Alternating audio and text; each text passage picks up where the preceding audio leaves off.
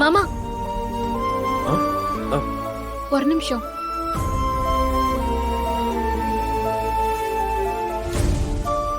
சொல்லு மீனாட்சி, ஏதாச்சும் வேணுமா? டிரா பண்ணுமா?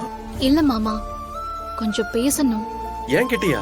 சொல்லுமா, என்ன விஷயம்? மொத்த வியாபார பணத்தையும் பாட்டிக்கிட்டே தரீங்களே, உங்களுக்குன்னு எதுவுமே எடுத்துக்க மாட்டீங்களா? எதுக்குமா எடுத்துக்கணும்? பெட்ரோலுக்கு, டீ, சாப்பாடுக்கு, சின்ன சின்ன செலவுக்கெல்லாம். அதுக்கெல்லாம் அப்பத்தா கேட்டா கொடுக்க போறாங்க. கேட்டா இல்ல கெஞ்சியா?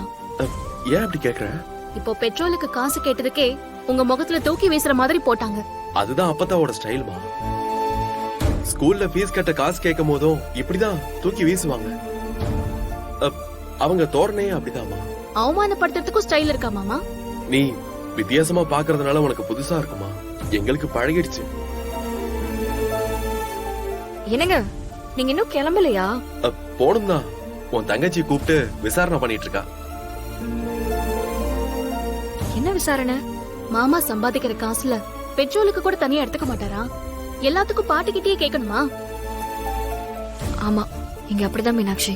ஏய், என்ன நீ சாதாரணமா சொல்ற? ஏன்னா இந்த வீட்ல அது சாதாரணம் தான். நம்ம மாமாவும் அப்படிதான். டெய்லர் கடையில வர மொத்த காசையும் பாட்டிக்கிட்ட தான் கொடுப்பாங்க. அவருக்கு செலவுக்கு காசு வேணும்னா கூட பாட்டிக்கிட்ட தான் கேட்டு வாங்குவாங்க. சொந்த காசை எடுத்துக்க கூட இங்க உரிமை இல்லையா? எல்லாத்துக்குமே பாட்டிக்கிட்ட தான் கேட்கணுமா?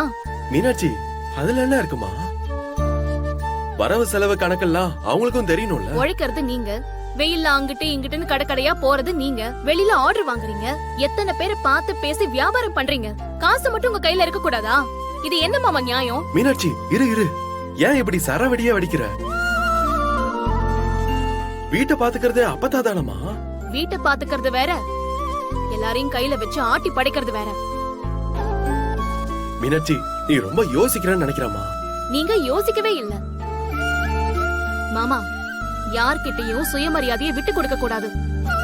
பணத்தை கூட கையில கொடுக்க மாட்டேங்கிறாங்க. ஏதோ அடிமை நடத்துற மாதிரி. சச்சா, அப்படிலாம் இல்ல மீனாட்சி. எல்லா வீட்லயும் நடக்கிறதுதாமா அது. பெரியவங்க எதுவா இருந்தாலும் நம்ம நல்லதுக்கு தானே சொல்லுவாங்க. அப்பத்தாவாலதான் நான் இந்த தொழிலே பண்றேன். அவங்க சொல்றத கேக்குறத ஒண்ணும் தப்பு இல்லையம்மா. நீ எதுவும் மனசு போட்டு குழப்பிக்காதம்மா. சரியா? நான் கிளம்புறேன். வரந்தேன்னு. சரிங்க.